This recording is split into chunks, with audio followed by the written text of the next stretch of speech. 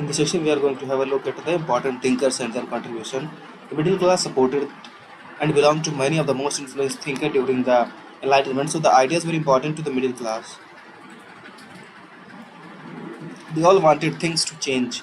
They were called philosophers, and some of them were Mary Wollstonecraft, an English writer and feminist who argued for women's equality and education and advocated for the rights of women in marriage and society.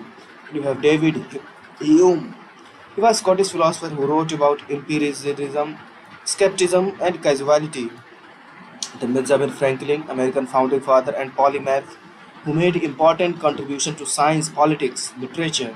He was a prominent figure in Enlightenment and corresponding with many of other major thinkers of the period. Then we have John Locke, English philosopher whose ideas of individual liberty, social contract, and natural rights greatly influenced the American Revolution and that helped in drafting the U.S. United States Constitution.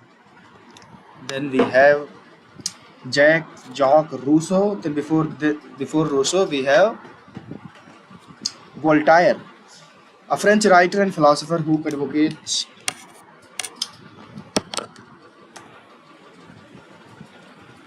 for freedom of speech, religious tolerance, and separation of church and the state, that is secularism.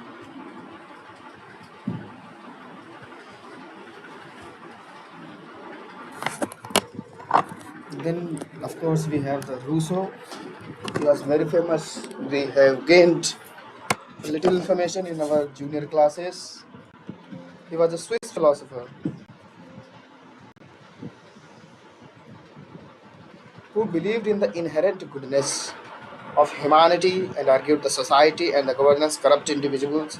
Then we have Montesquieu, French philosopher who championed the concept of separation of power and argued the importance of checks and balances in the government. Then we have Immanuel Kant, a German philosopher who emphasized the importance of reason and morality in human life, and he argued that individuals should be treated as ends in themselves rather than means to an end. And we have Adam Smith, Scottish